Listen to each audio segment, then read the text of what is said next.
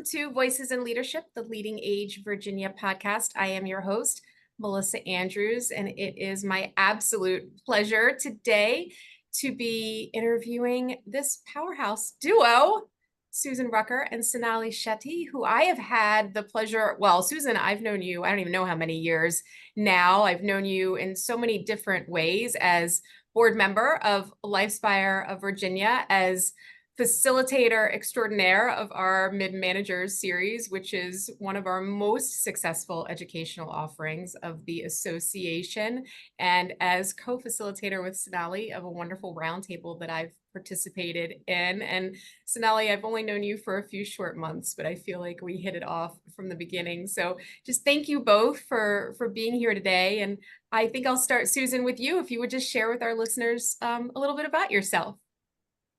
Well, Melissa, it's great to be here. And yes, we have known each other for a long time and in a lot of different capabilities.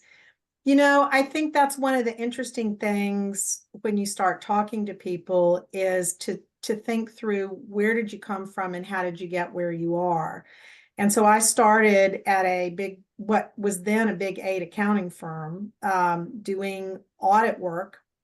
Got told, if you build a healthcare practice, you can make partner, and didn't realize that that really was a pretty big job, but did that. And that was my first experience with senior living, and then got transferred into healthcare consulting and stayed there for 24 years at that accounting firm, and then ended up working in technology, ended up working back in professional services, and now have a small consulting firm here in Richmond, Virginia, which Sonali and I work together in, and do a lot of the things that you talked about. But I really have been sort of a jack of all trades and have had a lot of fun doing different things throughout my career. And I'm thrilled to be here today to learn a little bit about, or to share a little bit about the lessons I've learned in that journey. Thanks, Susan. Sonali, how about you? What's brought you here today? Well, I am a voracious podcast listener, so I'm totally excited to be a guest on a podcast. And, just mutual, Melissa, I've so enjoyed getting to know you. So my journey is a little different from Susan's. I'm a technologist through and through. I have my master's in biomedical engineering. Sadly, I haven't worked in biomedical engineering very much. But I sort of, have been pure technology. I've been a consultant, done a lot of tech consulting with big firms, Fortune 500, through smaller companies. I've owned my own business. I ran a product innovation agency and also co-founded an AI machine learning startup. Previously, I was CTO of a global nonprofit, so I understand that world a little bit. But now, with Susan, do a bunch of innovation consulting, digital transformation, and absolutely enjoy being in this space, sort of this combination of business, innovation, and technology. I don't think I ever asked, how did your paths cross? We had a mutual friend, somebody who introduced us to each other. We had previously worked with together. She introduced us thinking that we would hit it off. And of course, she was right. We're sort of yin and yang, because Susan is very detailed and just amazing. And, I'm sort of all over the place. And amazing. You're amazing. Amazing. That's right. Amazing in your own ways. And so, Susan, let's talk a little bit about your connection to aging services and senior living. You have served on the LeadSpark board. You were on it, but because you all have good governance practices, you have term limits. So then you were off and you are back. So would you talk about, what it has been like to serve on that board and just the evolution of LeadSpark of Virginia? Oh, it has just been an incredible journey. When I was asked to be on the board, LeadSpark was not doing well. We were losing money. We had sort of lost our first place, I think, many, many years ago. Lakewood here in Richmond was the top community, and over the years it had competition come in. We had not necessarily kept up with the competition, and it was time to hire a new CEO. And so I got asked to come on board and work with the board and helped hire a new CEO, Jonathan Cook, who has done just an incredible job. And my first board meeting, I'll tell this story. I went to the board meeting, and of course I was the only woman in the room at that point. And we were losing money, and so the management stood up and was talking about it. And of course, senior services, healthcare are all just benchmarked out the wazoo. You can go anywhere and figure out how you're doing compared to the competition. So I waited a little while, and then I raised my hand and I said, well, why are we losing money? You know, what is it that we're doing wrong or that we could do better in order to get ourselves in a more financially sustainable position? And somebody on the leadership team looked at me and said, oh, we don't do that here. And that was an interesting response, because what it showed was that they probably knew what was going on, but they weren't willing to embrace the change that was needed to actually bring the organization into sustainability. So when we had a new CEO come on board, one of the main challenges was to say, we need to become sustainable. We need to be a market leader. We need to really think through carefully how we live up to our mission, which includes, by the way, the promise to be here to people who, when they come, might be here for 20 or 30 years. And so over the last, it's really been almost 10 years now that I've been affiliated with LifeSpire.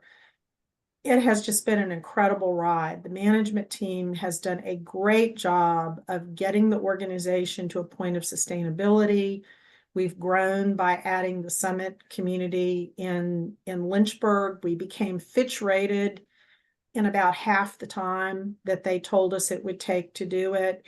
And so what I would tell you is it's just been fun. It's not that there haven't been tough decisions that had to be made or tough conversations that had to be held, but it's an organization that is a learning and growing and thriving organization. And so now in these areas, you know, these services really have three business models. You've got real estate, you've got healthcare, and you've got you know, all of the hospitality things that have to be done.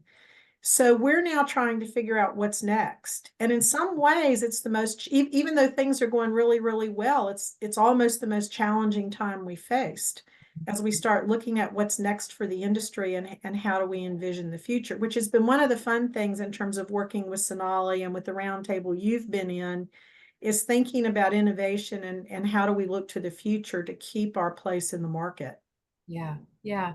So Sonali, when you didn't have a lot of exposure to aging services or senior living until you started facilitating this roundtable, but I want to go a little bit further back and understand, you know, when did you first become intrigued with innovation and, you know, technology, and just talk a little bit about your career trajectory and, you know, becoming who you are. And when you were a little girl, what did you want to be? How did you get here? So curiously enough, when I was a little girl, I wanted to be a flight attendant, and thankfully that didn't work out. So here I am. Tough job now with, especially here. Absolutely. I mean, really, really tough job. So in terms of innovation, my earliest job was really out in Richmond in a software company, well, not a software company, a very large retail organization in Richmond. And I wanted to get into consulting because I really felt like that was the fastest way to learn a lot in a compressed time frame. So I ended up working for a Silicon Valley software company and traveled around the country implementing large software projects. So this was ERP, and as you know, ERP really touches every part of an organization. Can you define ERP, Sonali? Sure, absolutely. So ERP is enterprise resource planning. So things like financial systems, HR systems, order management, inventory, that sort of stuff. It was a great training ground because not just did I learn all parts of an organization, I got thrown into lots of different kinds of businesses. So being able to walk into a new company, assess the key problems that they're facing and sort of help problem solve, that was really, really fascinating to me. And innovation really is problem solving. Subsequent to that, of course, my mindset, my orientation was very much aligned with what was happening in Silicon Valley. So I started my first company in we were one of the first third-party app developers on Facebook. So that was when social media just started becoming popular, and they had opened up their programming interface to third-party developers. And it's been a blessing and a curse to be sort of at the bleeding edge. And I say that because we were able to introduce lots and lots of new technologies. I feel really fortunate to have worked on all the major technologies that have happened during our careers, really, starting with mainframe and now, of course, working on generative AI. But it was also difficult because it required a lot of educating our clients on why they needed to look at technology or what value it could bring to them. So that really led to this larger space of what is innovation? How can you embrace innovation, and what value can it bring to your organization? We're not doing science experiments here. We want to embrace innovation with a very clear-eyed perspective of what economic value, how can we build these growth engines for our organizations, as well as do incremental innovation so you can sustain and live up to the promise that you currently have. So it's that dichotomy of managing the present, but also looking to the future and preparing for the future that I just find fascinating. I'm curious for both of you. So kind of a two-pronged question. I'm curious how you define success for yourself as individuals, but also because you both have worked with so many organizations in your career, how do you define organizational success? And Susan, to build on that for you as a board member of a not-for-profit, and even I know how involved you are with the church as well. So, when you're looking at each of the organizations that you work with, either as a consultant or as a board member, but also individually, what does success look like for you through those different lenses? So I'm going to use a word that has a lot of different meanings. And so I want to use the word, but then I want to define it. Okay. The organization has to be sustainable. Mm-hmm. I do not mean environmental sustainability when I'm talking about that. Organizations, if you think and you look at history, some of the most successful organizations we've ever known die. If you look at the adds and subtracts to the stock market indices, companies come in, they rocket ship up, and then they do this. A successful organization, to be sustainable, has to know who they are, where they're going, and they have to have a viable business model in order to be able to meet that mission, whether it's a for-profit mission or a not-for-profit mission. Because of my background as a CPA and starting in audit and then moving into consulting, what I would say is I learned consulting coming from a finance background. And I think that's paid huge dividends, because if you are not financially viable, you can't be missionally viable. And so you can walk into an organization, and as Sonali talked earlier, you see a lot in consulting. I've probably been in 300 or 400 companies or even more. You can walk in and within 24 hours, you can tell, does it have a great culture? Are the people happy? You know, what's going on? And all that's great. But if it's not sustainable, in the end, it doesn't matter. And so there's this constant balancing of what are the things you have to pay attention to: the market, the people, the finances. How do you keep all of that moving together to be sustainable? And it's hard. What about for you personally? How have you defined success for yourself in your career? You know, for me, it's been interesting. I would tell you that I ended up where I ended up, not because I had a plan, but because I had opportunities. And the thing that I find the most fulfilling, it's kind of a combination of things, but I love to learn. I love to be challenged and learn. I love to help people be successful. And I don't want to be bored. And so it's been that combination of those three things, you know, to be successful. I've taken advantage of many things that I never thought I would have never applied for the jobs. It was people coming and saying, would you do this? And would you do that? And would you do the other? Sometimes I think, you know, it would have been better if I had been a little bit more intentional, but I also wouldn't have had, you know, the meanderings that got me to where I am with this big portfolio of things that have been a lot of fun. And oh, by the way, you can't have it all in every job, you know, and that's the other thing you have to learn over time. You know, people come out of school now and they want like the perfect job on day one. Well, if you find the perfect job on day one, it's not going to be perfect 5 years from then. And so you have to kind of think about, from a success standpoint, what are the things that make you happy and allow you to be sustainable? And how do you balance all those out? Right. I got to ask, because I know how much you read, Susan. I mean, you are just like, I mean, if you want to know the answer to a question, I love, you'll be like, I don't know if you read that Stanford Innovation or that Harvard Business Review or in the Wall Street Journal yesterday. I mean, that's used. Do you ever Netflix and chill? I've just been dying to ask you that. Do you ever Netflix and chill, Susan? Yeah, I do. I'll tell you though, my bigger chill is Audible.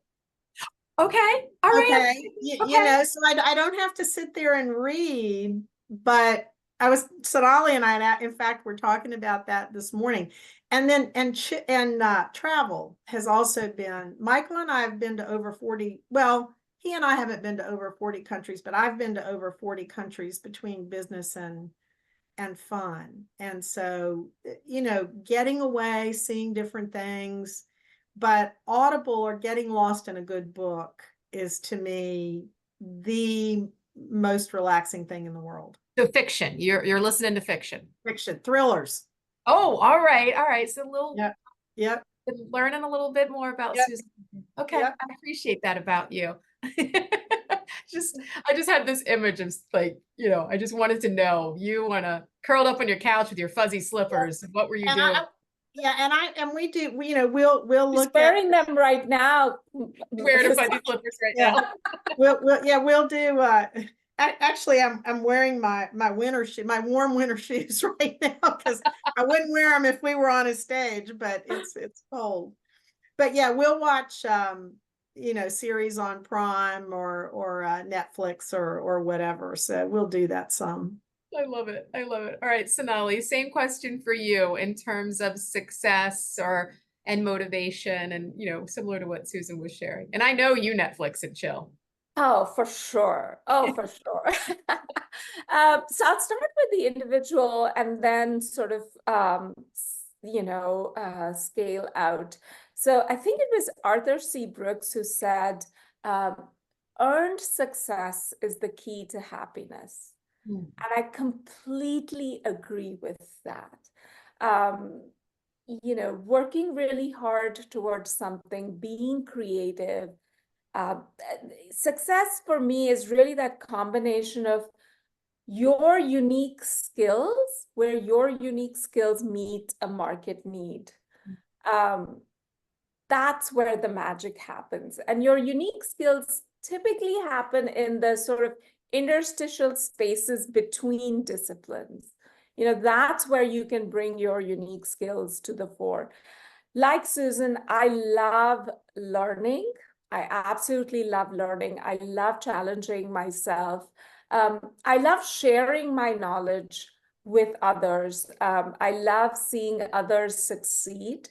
And so this is a perfect space, sort of this, helping people look at innovation and building their organization. Susan used a wonderful word, sustainable, right? I mean, absolutely spot on.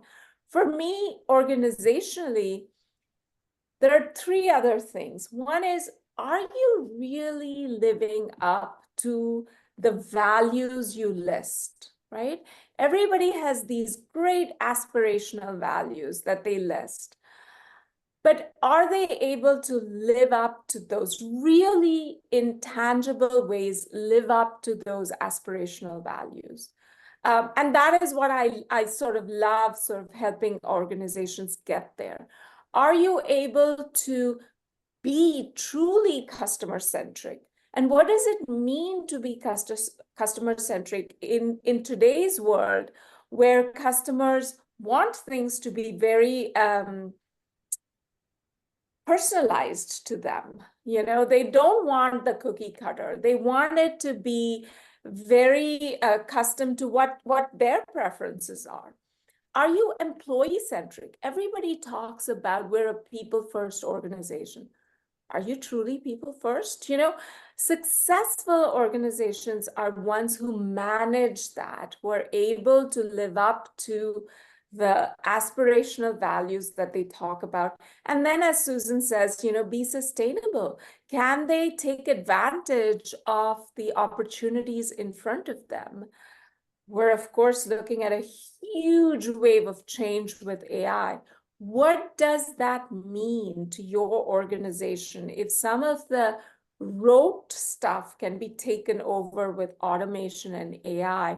Where does that leave you? What value can you continue to provide to your customers, to your employees, to all your stakeholders?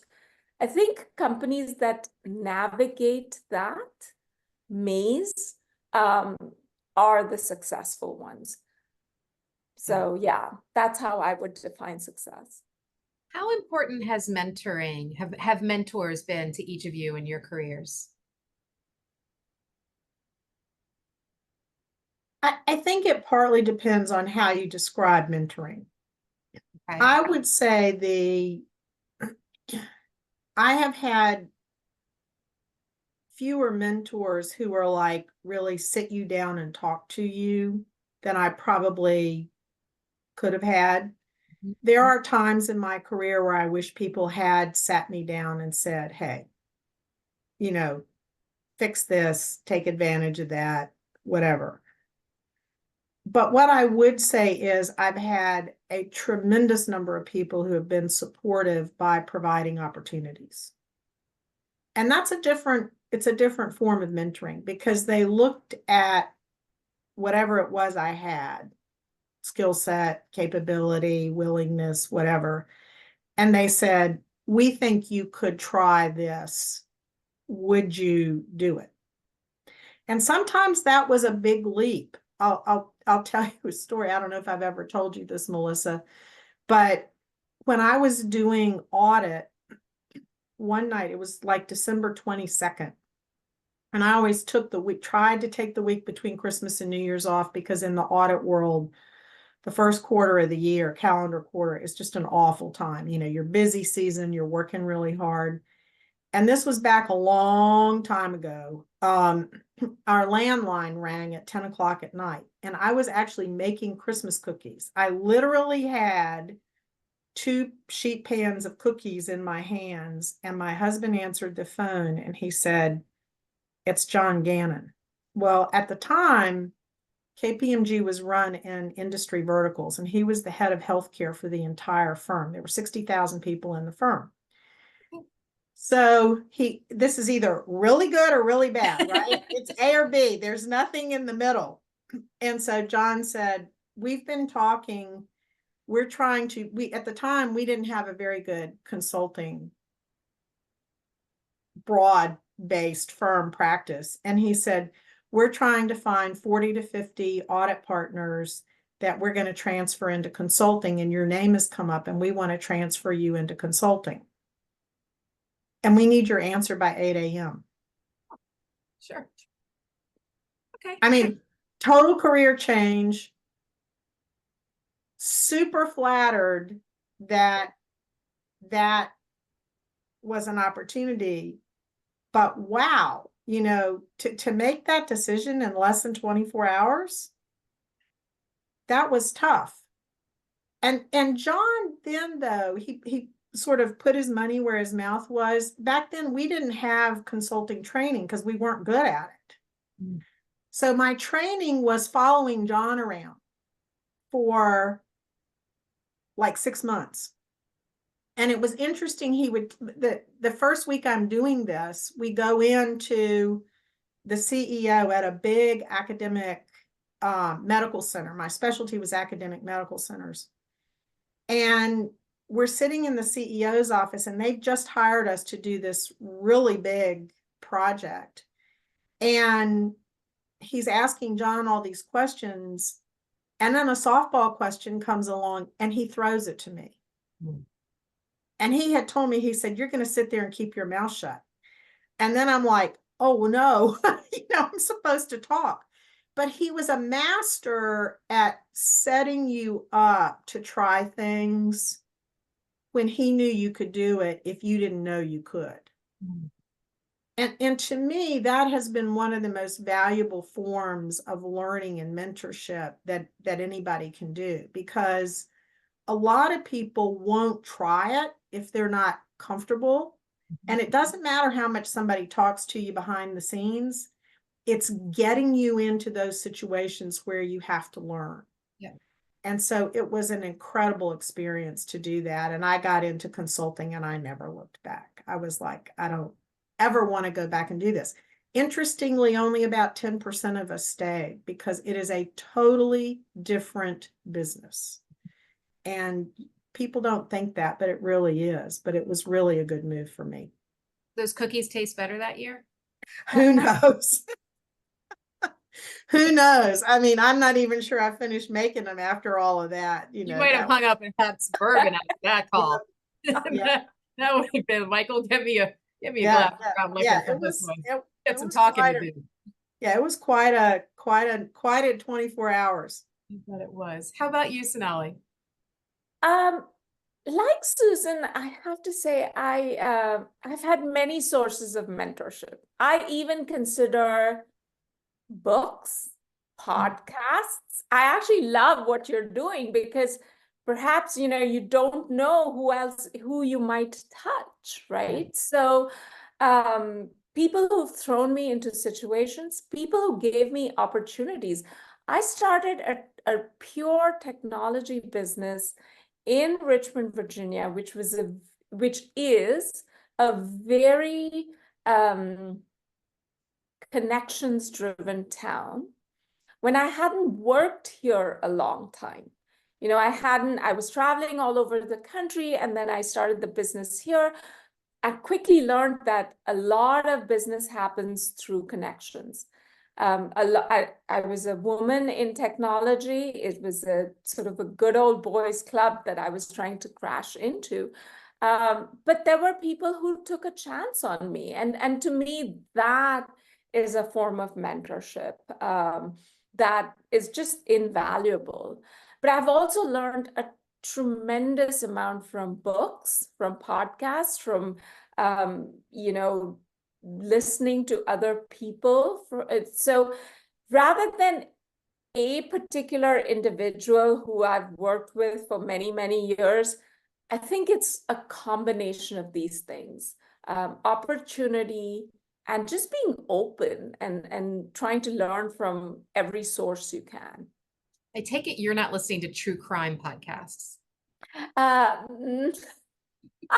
No, I have to say, I apologize. I'm much more boring than that. I listen to a lot of business and tech podcasts. Yeah, what are you listening to? Share a little bit. What are you listening to? I know, Susan, you were going to jump in with something, but real quick, top three, like if you could recommend podcasts or books that you both have found really helpful, share with our listeners. What are you listening to? What are you reading? I'm happy to. So I love the Stanford ETL podcast. They have the Entrepreneur Thought Leaders podcast, where they have some of the biggest names in Silicon Valley come talk to their students.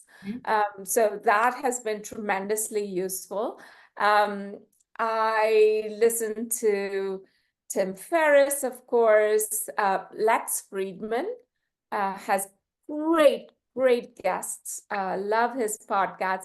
And then you have to promise you won't laugh. But I love the Art of Manliness podcast.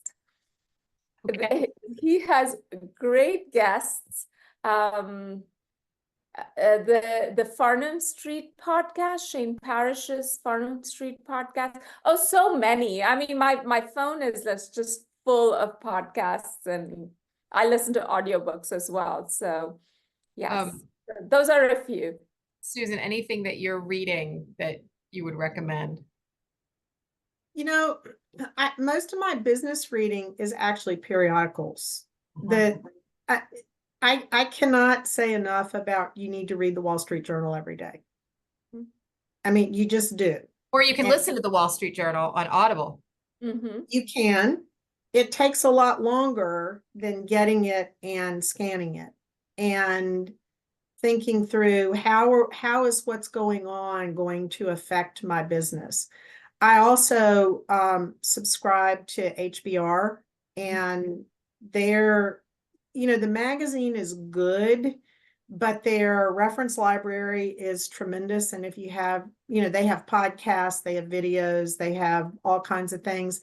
There is a book that I would recommend if anybody wants to know, especially in the nonprofit world, about sustainability. It's called The Sustainability Mindset, which is a really interesting book that helps you talk about balancing finances and financial sustainability with mission sustainability, which is it's a great book, and I've used that a lot with groups. Susan, were you going to jump in a minute ago before I asked about podcasts? I was. I was going to say one of the things that you can learn the most from, which especially today I find people shy away from, is negative feedback. It's interesting when people say things to you that are negative. The first thing that we want to do is say, well, it's not true, or they're being unfair, or whatever. But there's usually some kernel of truth in it that you have to figure out. Why did they say that to you, and what should I do about it? And I'll tell you again another story. When I made manager, there are two big promotions in CPA firms. One is when you go from staff to manager. The other is when you go from manager to partner. So I went from staff to manager, and at the time we used to have a all-day retreat right after the promotions and the new man. I was thrilled, because these retreats and these management meetings, all the staff was like, what's going on? What's going on? What's going to come out of this? And so I go and I'm just so excited to be there. And we did a morning of work, and then we did an afternoon of play. But, we were in lunch getting ready to go do some fun things. And one of the partners looked at me and he said, well, I made the comment, I'm so glad to be here. He said, yeah, it's great you're here. We're glad to have you. It's a shame you'll never be a partner. And I'm like, what? this is like my first manager meeting. And I'm like, what? He said, yeah, you don't play golf. And going back to Sonali, the networking and whatever, he said, I've never sold an engagement except on the golf course. And so if you don't learn how to play golf, because as a CPA firm partner, you have to sell business. Huh? If you don't learn how to play golf, you'll not be successful, because in this town, you have to be able to sell business on the golf course. So it had the exact opposite effect from what he wanted it to. I didn't want to learn how to play golf. And at that point, I swore I will never learn how to play golf. But I figured out how to sell business in a way that was comfortable to me. And so I could have let that be a defeatist moment. I could have said, oh my gosh, I'm never going to make this work. I'll spend a little bit of time, but I better go find another job. Or I could have gone and learned how to play golf and done it the way everybody else did. But it wasn't me. It wasn't something that I knew I would be able to sustain and do long term. And so I had to figure out a different way to do it. And every year after that, I sold more business than anybody in the Richmond office. Never having learned how to play, which is how I made partner. Well, I mean, at the manager level, but it's kind of interesting, those throwaway comments that sometimes people make. They're not really throwaway comments. You might want to throw them away, but they're things you ought to pay attention to. Speaking of golf, my father wanted me to learn how to play golf for the same reason. Well, for two reasons. One, because he said, lots of business negotiations happen on the golf course. By the way, my father was a cop. So there's no business negotiating going on with my father. Yeah. His happy place is the golf course. He said, and two, that's where you're going to meet a husband. Now, I did take golf lessons when I started dating my husband, and then we got engaged, and I haven't played golf since. And he said, why don't you play golf? I said, I don't like it. Yeah. And I said, and you don't drink vodka anymore. So we're even. Yeah. Well, it's funny. Actually, golf is it's a good skill. Now, I mean, it has gone way out of favor compared to what it used to be. But good skill if you enjoy it. It's a good skill if you enjoy it. The thing is, you have to figure out how to get out and be able to interact with people. Yes. And that's really what it is about. And so that's what I had to figure out, is how is that going to work for me? That's right. Being outside, trying to hit a little ball when you're not, when you don't have a lot of power behind it for 4 or 5 hours, that's not my thing. That's called being frustrated. Yes. Bad side of Melissa. But yeah, let me ask you this, because I'm noting the time. What piece of advice would you give anybody who woke up one day and said, I want to go into consulting? I want to, fill in the blank. Now, you look back at your career, or as you look forward, into how careers are evolving, workplaces are evolving. A couple of things. What skills do you think, what soft skills do you think people need to focus on developing? What kind of advice are you giving your nieces, your nephews, your daughters? Anywhere you want to take that question. Sure. And I do teach. So I also have students. I teach in the master's program at VCU. Yes. So I tell my students, at the start of your career, and it's not an age-related thing. So it could be if you're starting a new career, first be prolific and then be particular. Take every opportunity you get in the beginning. I leapt before I thought for a lot of different opportunities, whether it was going into consulting, starting my own business, navigating the business, growing the business, just embrace everything that comes your way. That is the only way you will really learn what you're truly good at, what your unique skill is. Then you need to sort of focus and be particular. Once you have an idea of what you're good at, that's when you can really sort of leverage that career capital that you have gained over the years and leverage that and do things that you truly enjoy and that has market value. So I would definitely, that is something that I tell my students all the time. First, embrace everything that comes your way. You have lower risk as well when you're starting out in a career. In terms of skills, I truly believe that AI is going to change everything. It is really going to revolutionize how we work, how we think, how we live. So developing those soft skills, problem solving, being able to convince people, being able to identify the root cause of a problem, being able to fly at sort of 32,000, but also be able to go down to know the details. Those skills are going to be super, super important.